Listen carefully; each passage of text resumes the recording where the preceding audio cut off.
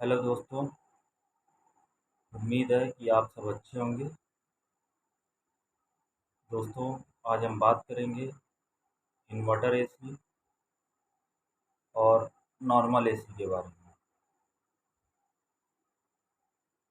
Inverter AC और normal AC के बीच में क्या अंतर है,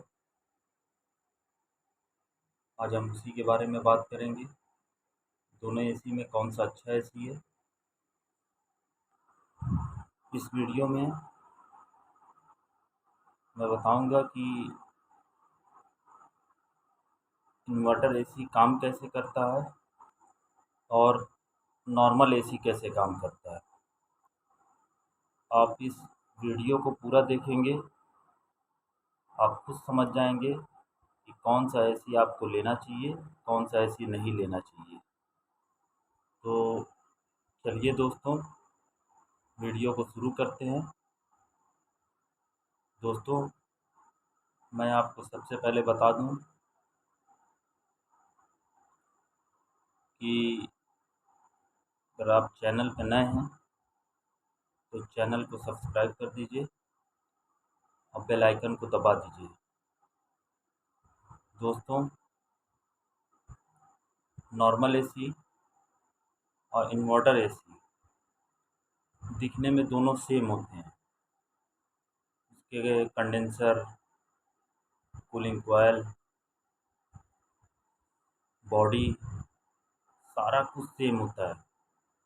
यहाँ तक कि अगर किसी यूनिट से अगर इन्वर्टर का स्टिकर हट जाता है तो दोस्तों, अगर उसकी बॉडी ना खोला जाए तो कोई बता ही नहीं सकता कि वो इन्वर्टर एसी है या विदाउट इन्वर्टर एसी है। यहाँ तक कि आजकल इन्वर्टर या नॉन इन्वर्टर कोई सा भी एसी अगर आप लेते हैं या बाज़ार से आप परचेज़ करते हैं तो उसमें आर 32 और 410 ये दोनों गैस मिलती हैं, जो कि इन्वर्टर में भी सेम गैस पड़ती है। तो वही है कि दोनों एसियाँ इतनी दिखने में सेम होती हैं कि अगर स्टिकर ना लगा रहे तो आदमी बता नहीं पाएगा, फिर जब तक कि आउटडोर का ढक्कन खोल के अंदर चेक ना किया जाए। इन्वर्टर बेस और नॉन इन्वर्टर, इनमें फ़र्क है तो सिर्फ टेक्नोलॉजी का। नॉर्मल एसी से इन्वर्टर एसी को जो इन्वर्टर टेक्नोलॉजी है वो टेक्नोलॉजी ही इन्वर्टर बेस एसी को नॉर्मल एसी से अलग बनाती है और उनके काम करने की क्षमता, कैपेसिटी का फ़र्क होता है। अगर हम बात करें तो जो नॉर्मल एसी हैं वो पुरानी टेक्नोलॉजी पे आज भी चलते हैं, कुछ ख़ासा बदलाव नहीं किया गया है। पहले पुरानी नॉर्मल जो एसियाँ आती रहीं उसमें R22 गैस का इस्तेमाल किया जाता रहा, लेकिन जैसे मैंने आपको पहले भी वीडियो में बताया कि अब जितनी भी एसियाँ आ रही हैं इन्वर्टर या नॉन इन्वर्टर, उसमें भी R32 और 410 का इस्तेमाल किया जाता है, जिस वजह से दोनों एसियों को समझने में दिक्कत होती है। इसीलिए नॉर्मल एसी जैसे पहले काम करते रहे आज भी उसी तरह काम करते हैं। लेकिन अगर हम बात करें इन्वर्टर टेक्नोलॉजी की तो ये इन्वर्टर टेक्नोलॉजी लेटेस्ट टेक्नोलॉजी है, इसीलिए सारी कंपनियों का फोकस इन्वर्टर टेक्नोलॉजी पे है और इन्वर्टर टेक्नोलॉजी को बेहतर से और बेहतर करने की तैयारी में लगे हुए हैं, क्योंकि अब मार्केट में दिन पर दिन इन्वर्टर टेक्नोलॉजी की मांग बढ़ती जा रही है। इसीलिए बड़ी बड़ी कंपनियां अपना पूरा फोकस इन्वर्टर टेक्नोलॉजी पे दी हुई हैं। आइए बात करते हैं कि इन दोनों में अंतर क्या है। दोस्तों, अगर बात करें दोनों में सबसे पहले अंतर की, तो वो है पावर कंजप्शन का। पावर कंजप्शन इसलिए क्योंकि वो जो पुराने नॉर्मल एसी आते रहे वो सिंगल स्पीड पे चलते हैं। जैसे कि आप मान के चलिए कि अगर आपने नॉर्मल एसी लगाया हुआ है, नॉर्मल एसी के ऑन होने के बाद कंप्रेसर, अगर आपका मान लीजिए कमरे का टेम्परेचर आपने 22 सेट किया हुआ है, रूम का टेम्परेचर 28 है या 30 है, तो वो 22 डिग्री टेम्परेचर करने के बाद कंप्रेसर बंद हो जाएगा। फिर जब 23-24 होगा कमरे कमरे का टेम्परेचर, तो फिर वो कंप्रेसर ऑन होगा। इसमें पावर लूज़ बहुत होता रहा, पावर बहुत ज़्यादा बढ़ बढ़ के आता है। इन्वर्टर बेस में ये फ़ायदा है कि आपको जैसे-जैसे मान लीजिए आपने कमरे का टेम्परेचर 22 पे सेट किया हुआ है, कमरे का टेम्परेचर 28 है, धीरे-धीरे वो सेट होगा।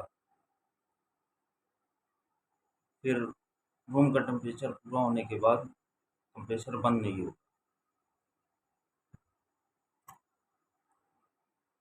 वो स्लोली स्लोली चलता रहेगा। लेकिन नॉर्मल एसी में यही कंप्रेसर बंद होके फिर चालू होने में बहुत ज़्यादा बिजली कंजप्शन आता रहा। इन्वर्टर बेस में यही बेनिफिट है कि आपका कंप्रेसर बंद नहीं होता है। कमरे में हीट के अकॉर्डिंग कंप्रेसर का आरपीएम सेट होता है। कमरे में हीट बहुत ज़्यादा है, कंप्रेसर का आरपीएम हाई पे चलेगा। कंप्रेसर में लोड कम है, अपने लोड के अकॉर्डिंग स्लो हो जाए।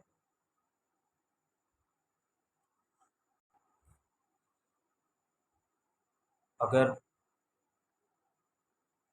एसी में बिजली के बिल का खेल ना होता, तो शायद कंपनी इन्वर्टर बेस्ड टेक्नोलॉजी को लॉन्च ही ना करती। आगे के वक्त में एसी हर घर की ज़रूरत होगी, क्योंकि हर सिटी का टेम्परेचर बढ़ता जा रहा है। तो आइए आगे देखते हैं कि बिजली का बिल इन्वर्टर बेस्ड एसी में कम क्यों आता है। पहला पॉइंट है कि नॉर्मल एसी में जो कंप्रेसर इस्तेमाल होते थे वो सिंगल स्पीड पे चलते रहें, वो चलते और बंद होते रहें। वही बात करते हैं इन्वर्टर टेक्नोलॉजी पे, तो इन्वर्टर टेक्नोलॉजी में कंप्रेसर बंद नहीं होता है, वो रूम के हीट के अकॉर्डिंग कंप्रेसर हाई और स्लो होता रहता है। दूसरी बात करें तो इसमें जो नॉर्मल एसी हमारे घर में लगे होते हैं, उसमें इंस्टेंट कूलिंग का सिस्टम होता है। जैसे आपने एक कमरा चा एसी ऑन किया, कूलिंग तुरंत होने लगती है। और इन्वर्टर बेस्ड एसी में कमरे की हीट के अकॉर्डिंग कूलिंग होती है। मान लीजिए कमरे में हीट ज़्यादा है, कंप्रेसर बहुत तेज़ चलेगा, कूलिंग बहुत तेज़ होगी। कमरे में टेम्परेचर सही है तो कंप्रेसर स्लो स्पीड में चलेगा, कूलिंग आपको मेंटेन करेगा। इससे बिजली की बिल बहुत कम आती है। तीसरी पॉइंट की बात करें तो नॉर्मल एसी जो हमारे घर में लगे होते हैं उसमें लो मेंटेनेंस का खर्चा होता है।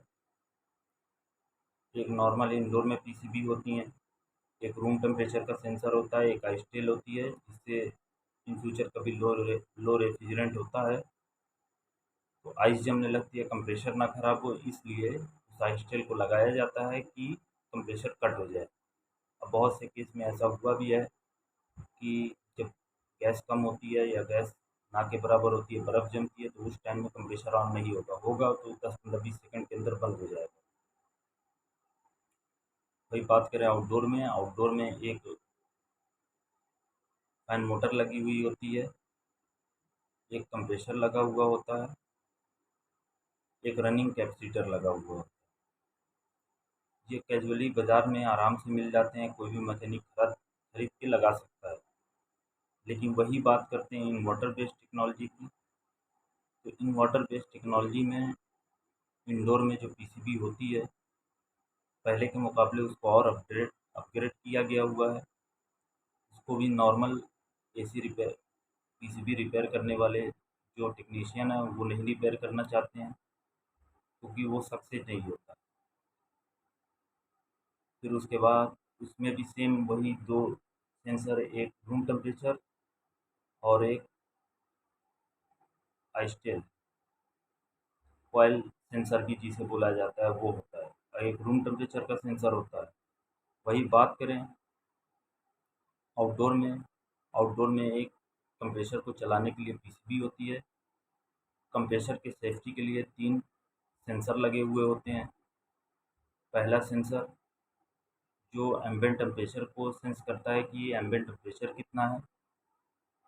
एक कंप्रेसर के हेड के पास लगा होता है कंप्रेसर का टेम्परेचर चेक करने के लिए, जैसा कि आप लोगों ने बहुत से बार सुना होगा वीआरवी में भी वो चीज़ इस्तेमाल की जाती है।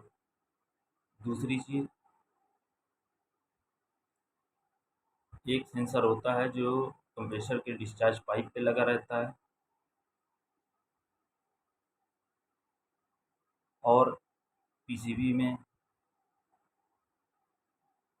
ये 3 चीज़ मस्ट है। फिर एक पूरी पीसीबी सर्किट है, उसका वीडियो फिर कभी बनाएंगे, उसमें भी बताएंगे कि क्या क्या लगे हुए होते हैं। चौथे पॉइंट की बात करें तो चौथे पॉइंट में नॉर्मल एसी जो पहले आते रहे उसकी बॉडी की गारंटी 1 साल होती रही, कंप्रेसर की 3 से 5 साल के बीच होती रही। लेकिन वही इन्वर्टर बेस में आपको पीसीबी की 5 साल की और कंप्रेसर की 10 साल की गारंटी मिलती है। इसलिए क्योंकि कंपनी इतना सेंसर लगा के दी हुई है पूरे सिस्टम में, कभी कंप्रेसर ही नहीं खराब होता। बहुत रेयरली केस होता है कि कभी कंप्रेसर खराब हो जाता है, वरना कंप्रेसर खराब नहीं होता। तो दोस्तों, आप लोगों को अगर वीडियो अच्छी लगी हो तो चैनल को सब्सक्राइब कर दीजिए और बेल आइकन को दबा दीजिए। कोशिश करते हैं अच्छा सिखाएं, हमेशा सिखाएं।